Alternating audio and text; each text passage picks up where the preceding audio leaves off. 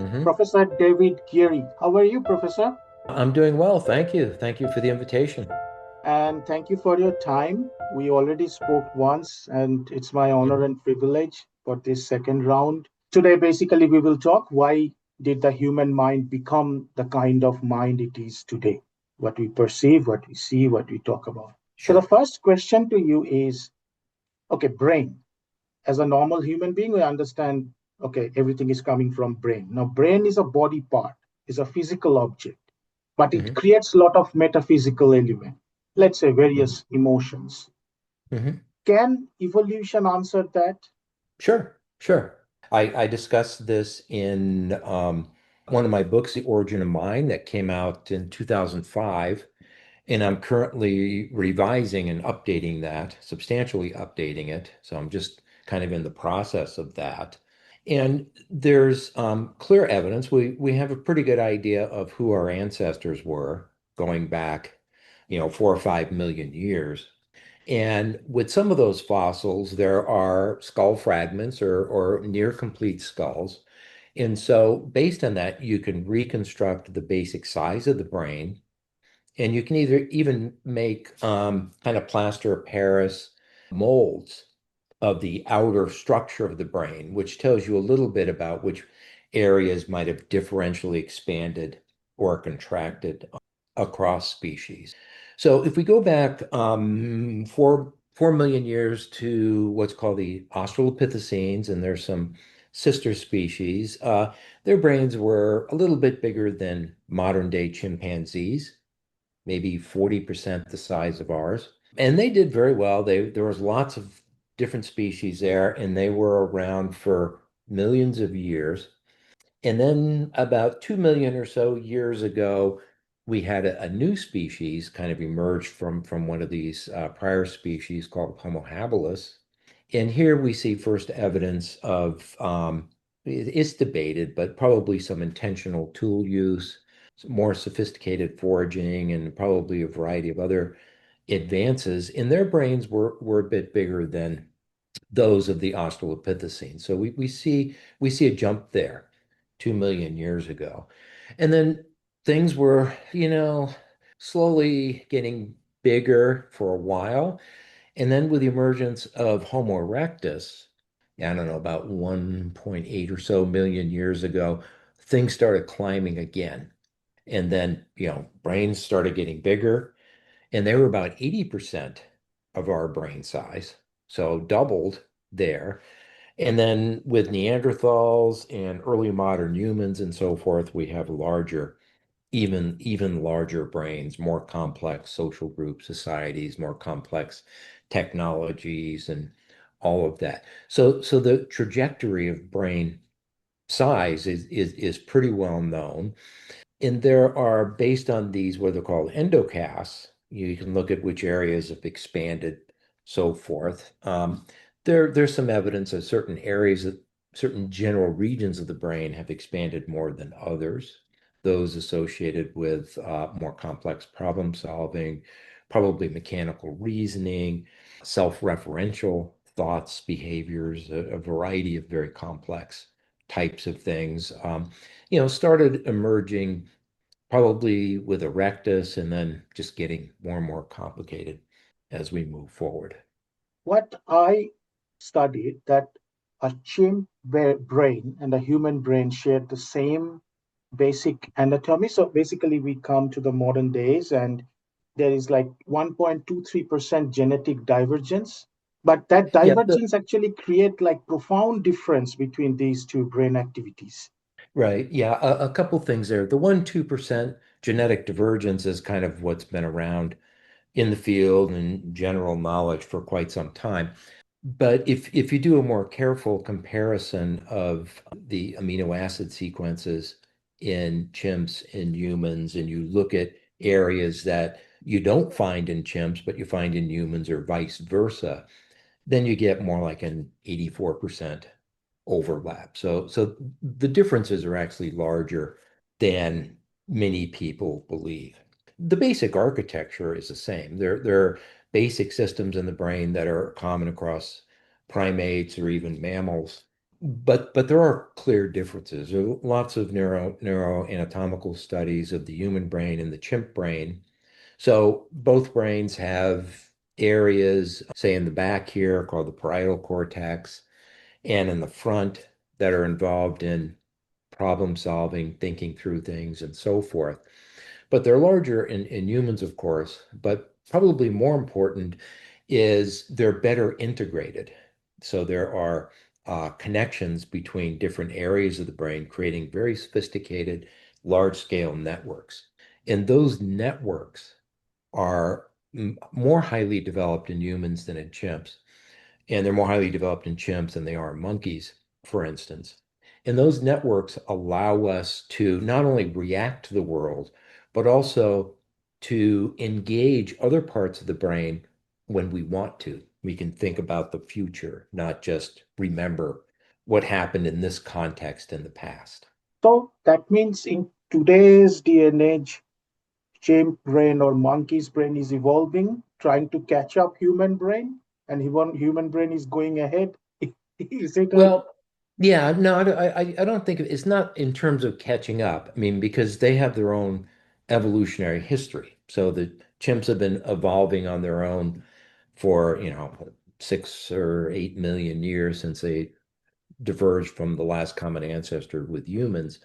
Humans are actually very unique in that our brain is bigger, actually quite a bit bigger than you'd expect based on our body size and relative to other primates that evolved in the same regions of Africa, for example, as humans did. So we're the only ones that really had this massive expansion brain size. So now from the brain we are going into the fluid side of things, okay, which is Mhm. kind of mind or whatever consciousness or whatever you call it. Is our mind, so I'm now talking about not the body part, but our emotion, but our way of thinking, but our manifesting thoughts and emotions to the world. Is our mind evolved to survive, to understand reality, or to outsmart competitor? I mean, what was the problem statement they took? Right, right. Great question. And it's something I covered in the first edition of Origin of Mind, and I'm really updating it because there's a lot more data now in the second edition. I think there there was steps along the way. With Homo habilis, tool use got better. With Homo erectus, it got more sophisticated. They were able to, extract more food from the ecology, better hunting, and so forth. Means more calories, which expands populations, which increases competition among populations, and also more calories releases a constraint on brain evolution. Brains are very, very expensive in terms of calories and nutrients to build and maintain. And so you have to have a very rich, high calorie diet to evolve, develop a big brain. And so I think the hunting, ecological component of it, later use of fire and cooking that releases a lot of nutrients and so forth that aren't, you wouldn't actually get if you didn't cook like vegetables. All of those things increase the amount of energy available to people. I think it also probably reduce mortality rates, increase populations. So with Homo erectus, we begin to see they're expanding across various parts of Africa and then into Eurasia. And so their populations are growing and expanding, and they're probably killing off competing species that are sister species. At one point there was many different Homo species, but they were all disappeared except for us, obviously. So I think the ecological getting more stuff from the environment was a pivotal moment during part of our evolution, but that set in place an increase in social competition, which we see with extinction rates and other Homo species. As I said, conflicts between humans and Neanderthals. There's some interbreeding as well. You can see that in the fossil record. You get broken bones here that are defensive moves if you're getting hit on the head with a club or something, or arrows stuck in rib cages. So there was a lot of outwitting the competitors, which involved a variety of things, not only brain evolution and being able to think through and problem solve things, but also greater in-group cooperation and cohesion. So, because the larger groups are more competitive relative to smaller groups. And so a lot of things were going on. Some things were more important earlier in our evolutionary history and others later in our evolutionary history. Which came first, the ability to understand others or the ability to understand ourselves? And another question to you is ability to understand us, individual. Is it a very matured thing in evolutionary scale? So that would get to something called self-awareness and what I call folk psychology. That's the ability to social skills like language, reading, gestures, facial expressions, but also theory of mind, making inferences about the thoughts and feelings of others and the intentions of others. My guess would be something like a simple theory of mind, being able to guess the intentions of others based on their body posture, where they're looking and so forth, probably came first because we see some indication of that in other primates that probably don't have a clear sense of self-awareness. Now, they're aware of their environment. When I say self-awareness, what I mean is the ability to reflect on one's internal traits, your personality, so you know that you're relatively extroverted or introverted, on your place in the social network, knowledge of how people react to you based on your status or physical appearance or whatever the case might be. So you're much more aware of yourself embedded in social context as well as all of the, your individual traits. That allows you to better pick niches for yourself. So if you know you're relatively extroverted and you like math or so forth in a modern economy, you're more likely to think that, well, I'll probably be better off going into accountancy rather than, used car sales or something along those lines. So awareness of your own traits and how others see you and so forth is you can use yourself and that knowledge to better achieve your goals. So this self-awareness, how much it is dependent on survival and how much on the other factors, and Uh, how important it is in evolutionary scale. Yeah, I think it's very important. It's probably more related to social competition. So competition to gain social status, to gain access to resources, because historically and prehistorically, I'm sure, social influence and resource acquisition increased survival rates for you and your kids, and for guys, increased the number of mates they had. So it's tied together. But I think that the self-awareness is really about, at least in part, about the social competitiveness. People who have brain damage in certain areas that are important for this network that allows you to be aware of yourself really have a hard time functioning in the world. They lose their ability to understand how they affect other people through their behavior. They can't really self-reflect on why people are not wanting to interact with them anymore. It also is linked into the network involved in what's called mental time travel. So thinking ahead, you integrate your sense of self based on your past experiences, your current likes and dislikes, and what you would like to be in the future. So you have a coherent, time-based sense of self is really important. And the mental time travel part is projecting yourself into the future and saying, okay, what do I need to do to achieve A, B, and C? People have that sort of brain damage lose their sense of self and the continuity of self across time. So they can't reflect, as I said, on their own behavior. And they have trouble kind of thinking ahead and planning and so forth. Even if they have pretty high IQs, they just don't function well in social contexts or occupational contexts.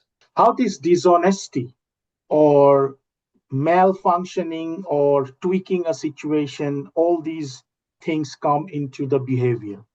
Yeah, how do they come into the behavior? Yeah, good question. It's probably the evolutionary root of it is probably in what's called the default mode network, which monkeys have, primates have, apes have, and we have, and probably other mammals have as well. And this is basically the basics of it is autobiographical memory. So you're in a particular context, you have interactions in that, you remember the people in that context and the interactions and that sort of thing. So chimps can do that pretty well. They see individuals they've known previously, they recognize them, they remember episodes, what they're like, how aggressive they are, cooperative they are, whatever the case might be. But they can't. So that's and it's self-referential. How are they going to react to me in terms of what's in my best interest? The elaboration for people is the again this better networking between the frontal parts and the posterior parts of the brain that are involved in this case in this particular network. Let's think of it this way. If chimp, not thinking about much, goes in a particular context, there's other animals there. He or she remembers all the other animals, remembers their past interactions with them, their relationships, and so forth. The question is, when that individual chimp leaves that group, is he still thinking about these individuals and these relationships? Maybe not, maybe a little bit.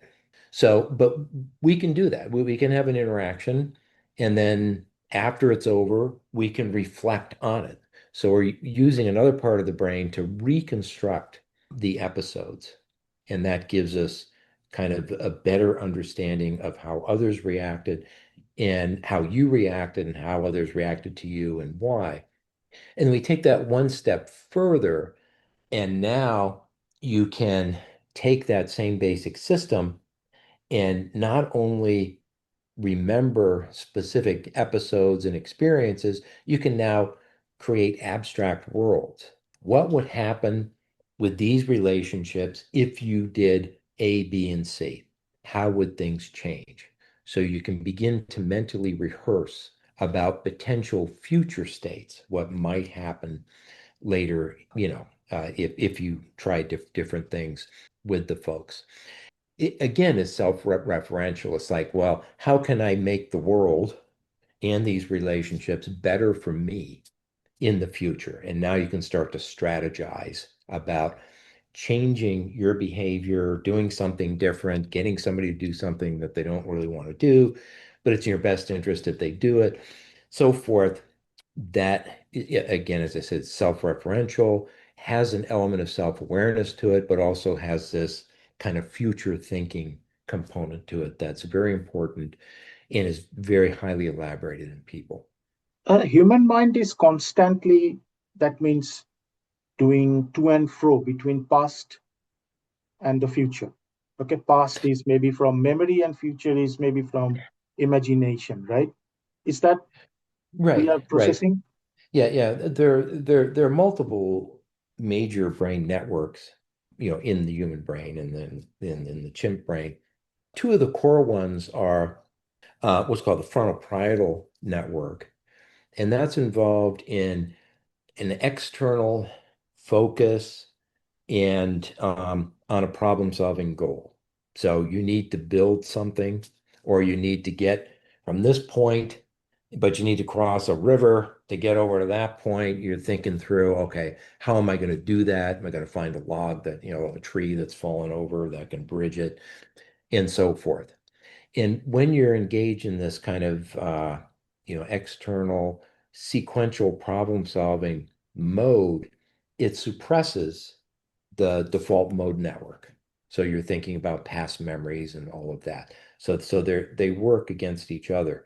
When you're relaxed, you start to daydream, right?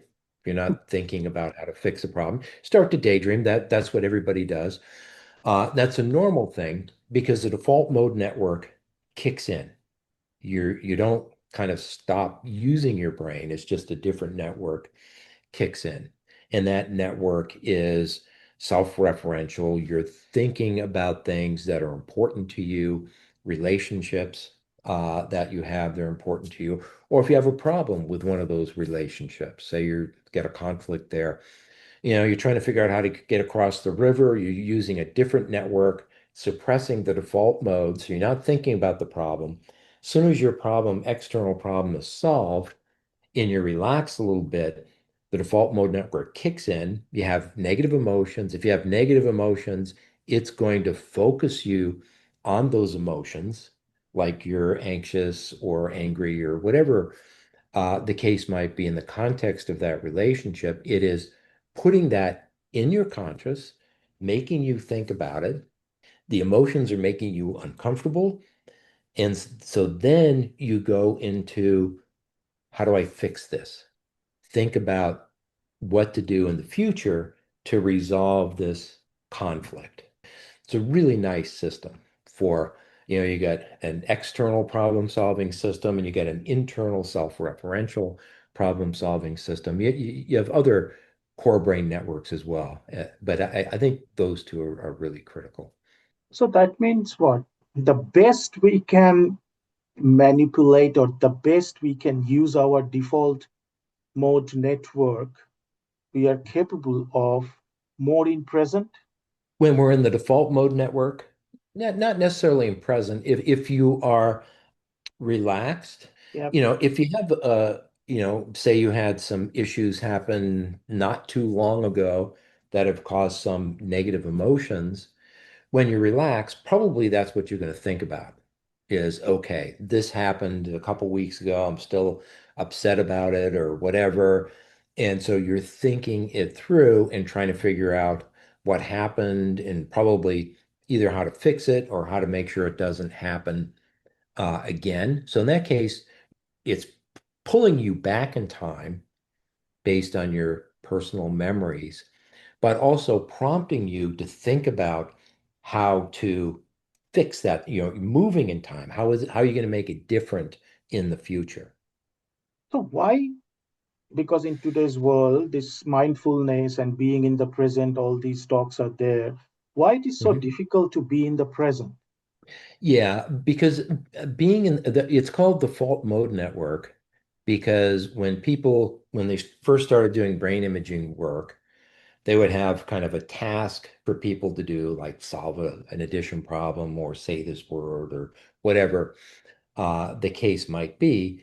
But they also had quiet time where they're not doing anything task related. So as a control type of thing, the neuroscientists discovered that, well, when people are having this quiet time in these brain scanners, the brain isn't quiet at all.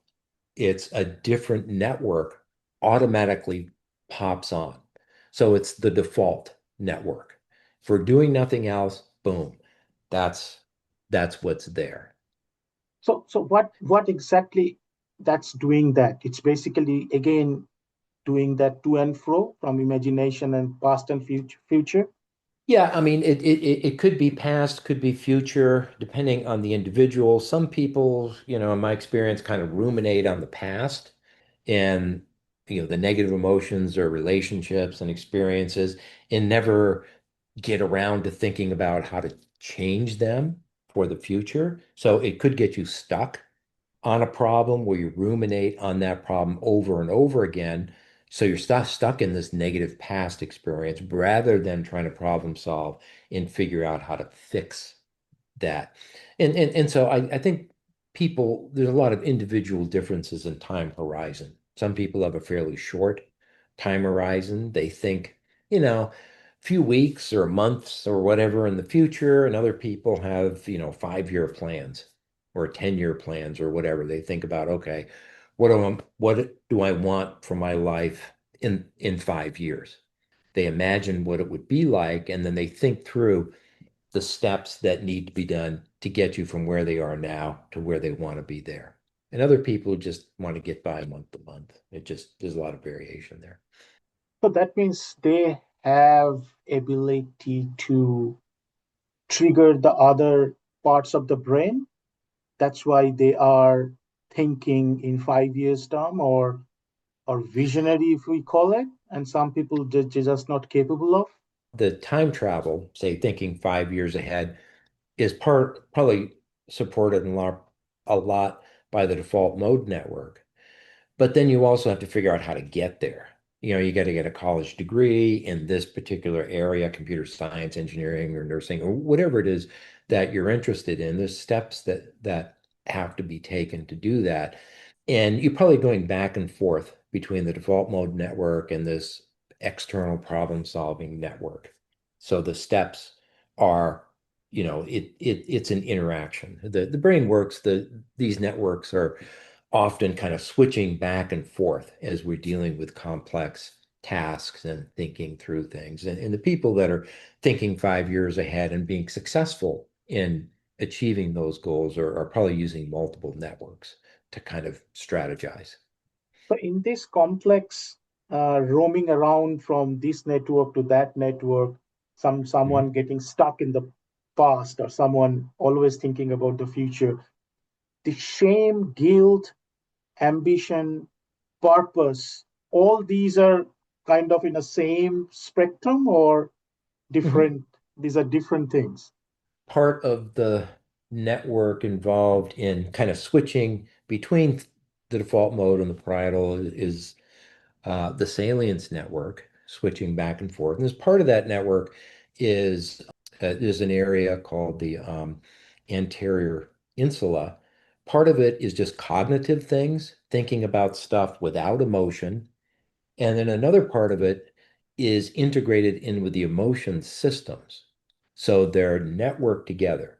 So you have an emotional response to something that's usually giving you feedback. So if somebody says something to you and it makes you happy, because it's nicer than you expected, you evaluate it accordingly. Or if they upset you and you're not really sure why, you have the emotion is triggered, and then you can kick in the cognitive components to think through what exactly did they say that was so upsetting, and why am I upset about this particular thing? So they are, they're separated a little bit, but they're really integrated together in the same network. A lot of the emotions are social feedback mechanisms. So, somebody helps you out on something, you're feeling happy, you begin to like them, so forth. That's building a social network and important social relationships that are going to be helpful, presumably to both of you in the future. So the positive emotions are an important part of that. Somebody's continually upsetting you, and that's telling you that, whatever's happening in this relationship is not in your best interest. And you should think about why and what's going on and what you're going to do with it. So the cognitive and emotional components work together along with the mental time travel and the problem solving, so forth. So in this social evolution, aesthetics, literature, music, design, these are what? I mean, how these things come into our mind or into our being. Right. Yeah. Those are, yeah, the anthropologists talk about cultural evolution, and they'll go back and look at, the emergence of symbols like paintings and stuff in caves that go back 50,000 years or so. So, initially representing personal experiences, a hunt or whatever was. And then there's a history of, clothing, adornment, jewelry, and so forth that probably, in some cases at least, signaled social status there. And a lot of, I've argued with some of my former students in publications that a lot of what we see as art, literature, and so forth is just a different way of competing for status. Something that is important in a culture, say pop music or whatever literature is important at the time, one way to get recognition. Recognition means social influence.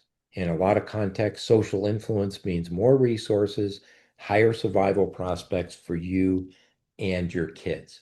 As societies become more complex and larger, you get greater and greater economic differentiation. So there's many more ways to be successful. You can, be a writer, you can be a plumber, you can be an engineer, you can be a lot of different things. So as society's expanded, the number of niches expanded, and in some of those, you get competition. And if it's something that people like, as I said, like literature, you can get great literature out of this competition, but it's all still status driven. Hmm, hmm. So, how much it is necessary, or it is not at all necessary? Who is more important or not important, like Shakespeare, Einstein, Picasso, or even Michael Jackson? Yeah, that's a great question. I think the engineers are particularly important in terms of technological advances have been really at the forefront of cultural evolution and probably human evolution as well.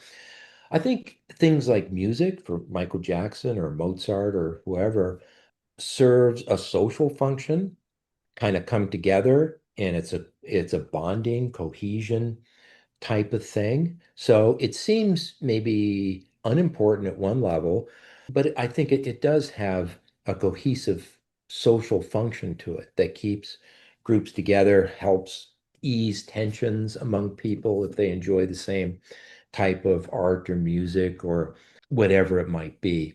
The thing is, art, music, and those cultural things don't have the same physical constraints on them as, say, an engineering project, which has to deal with physics. And so you can get some really out there art and it kind of gets pushed to where it's not useful. But I think at a basic level, a lot of it is serves an important function. It makes sense because that's why probably the societies where they are above survival, all these finer things are more into play, right? That's right. You only get you need wealth, a lot of social wealth, societal material wealth.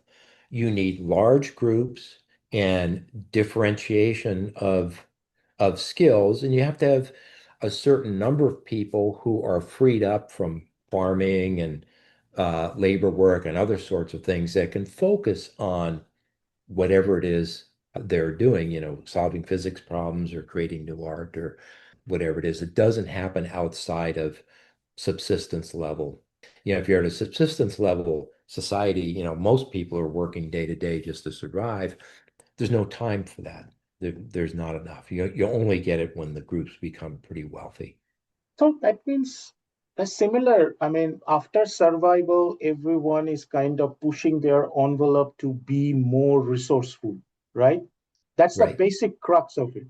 Yeah, they're pushing for more resources and more social influence because the more of those that you have, the more likely you are to have a long life and healthy children.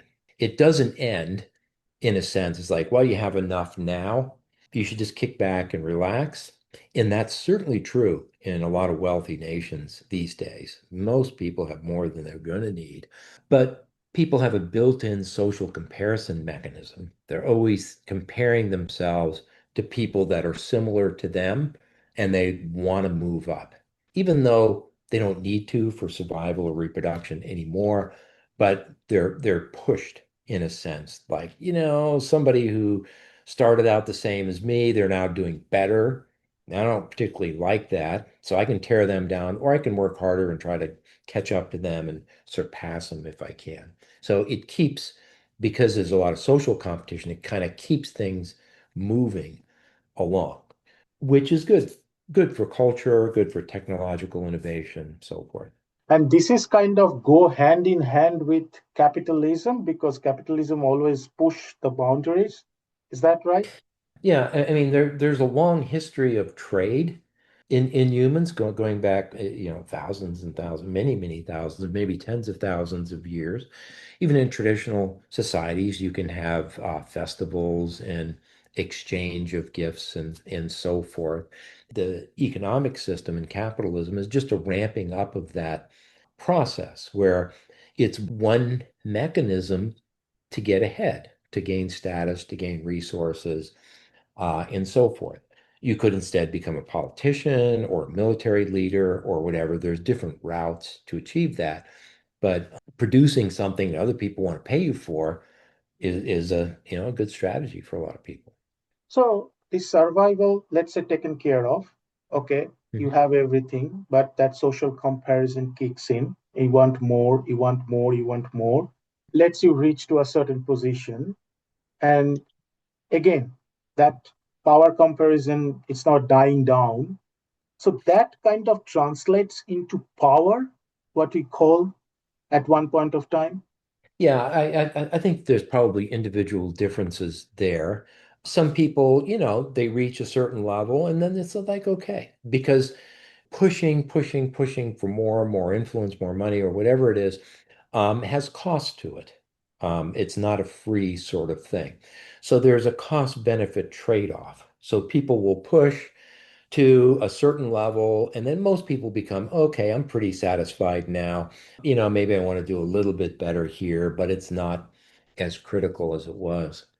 And some people just seem insatiable. They just are going to push it until they get what they want.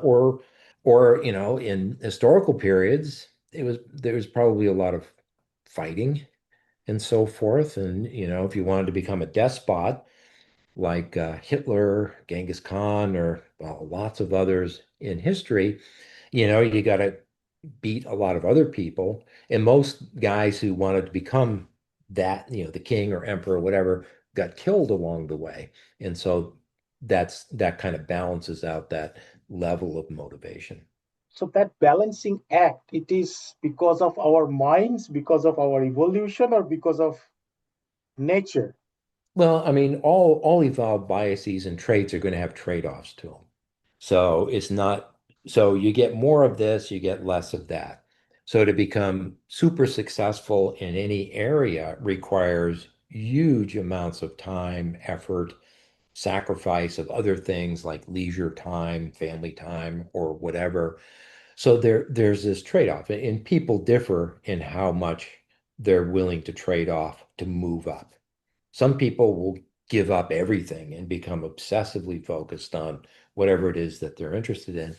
And other people want enough for a comfortable life and then thought, well, working, double shifts is not really what I want to do anymore. I have enough money, we're secure. I'm going to kind of take it a bit, tone it down a little bit, and enjoy other things in life. Modern day, I mean, loneliness is kind of established epidemic we are dealing and Mhm. about to come more and more. So is anxiety the price we pay for this ability to imagine the future, or for social reason, or for these internal construct like power comparison and all these things? Yeah, and anxiety is a defensive mechanism. It keeps you from doing things that could hurt you. So there's a big sex difference there. Guys engage in more risk-taking behavior. They'll jump off the roof of a house into a pool just to show off.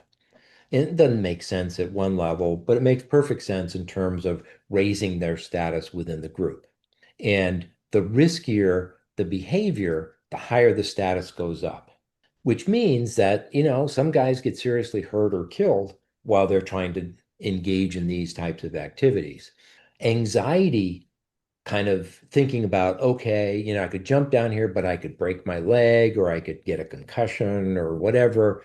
That anxiety keeps that in check. And so the women have more anxiety and so they don't engage in these extreme types of behaviors. So it's a self-defense sort of thing. So a little bit of anxiety is a good thing. It becomes a problem when it is unrealistic, that it's not tethered to an actual risk in the world. But the loneliness is a little bit different. we're highly social species. So, we've evolved in smaller and larger groups. And so, in a sense, we're primed to have a certain level of social interaction, a certain number of social relationships, so forth. But the modern world is such that, we can be more isolated. We have our own apartments, our own houses, or whatever, rather than living in a more communal type of situation where we would necessarily have a lot of contact with other people. And so there's a bit of an evolutionary mismatch there, I think, that's driving some of that depression. So we are almost the end of it. So the last question to you is, because you also work in this gender differences in the Mhm. society. In this mind evolution, male and female mind evolution, are they Mhm. drastically different, or how it became different, or we are pretty much same? It's just a physical prowess. How you see it? Brain is basically the same in men and women. So we both have language networks or visual spatial networks for navigating and so forth.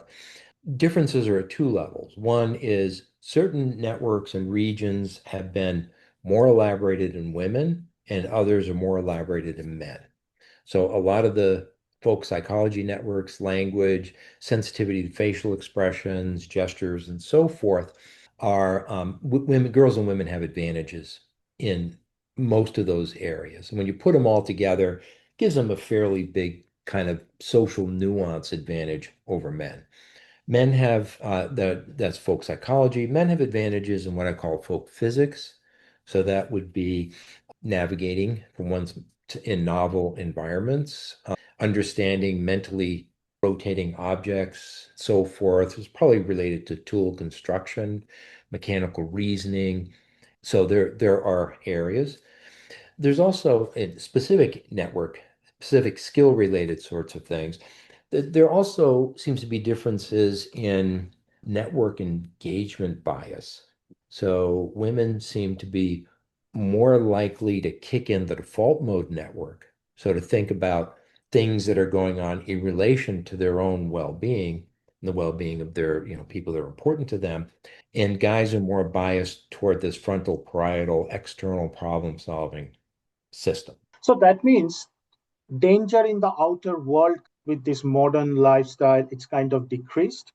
Our Right. internal problem kind of increased, because there is a saying that when your empty stomach, one problem, full Hmm. stomach, 100 problems. Right. So are we in a evolving stage where still we are in that mode of external problem, but we are shifting towards more internal problem? Is it a best way to look at it? Yeah. So as external problems become, risks become, lessen, you got a nice place to live, you got plenty of food, your job is going okay and so forth. And as things become more comfortable, people actually become more self-centered and more self-involved. And so the default mode network is getting a little more work, and people begin to think about how the future could be. They get into these utopian, unworkable belief systems, and some of them just kind of go off the deep end Right. So when it gets too easy. yeah. So there is a hope that we are heading towards right, or not really? Well, I don't know if we're heading anywhere in particular. Evolution doesn't have any set direction or anything. We're just kind of here doing the best we can. And the human population is expanding. Well, I guess it may be contracting a little bit now. So we're in a period where there's not a lot of evolutionary selection going on. A little bit here and there, but not like in the past. So we're probably kind of in a stasis period where Okay. not a lot is going to change. We all want to be happy. Mhm. And where is this happiness world we are heading towards? Or not Right. Yeah. really? Or it's just an Yeah. internal storytelling in our brain, in our mind? Yeah. Trying to make yourself emotionally happy all the time isn't going to work. because happiness is triggered when the results beat your expectations. It's like, well, you expect you're taking a college class and you expect to get a B, but you get an A. So you're really happy about it. But then the next class, like it, you expect to get an A. You get an A, you're satisfied but not happy. So to maintain a level of happiness, it's kind of unrealistic to do that. You should think more about being content in your life. Understand that the benefits that you have, if you have those benefits, if life is going well, appreciate it. If it's not going well, think through. I mean, kick in this mental time travel and problem solving and figure out what you need to do to get yourself to where you want to be. So running after happiness is not a good strategy. On that, we should end our podcast here. Thank you, Professor Okay. Geary. Thank you for your All time. right. Thank you. Thank you. Great questions.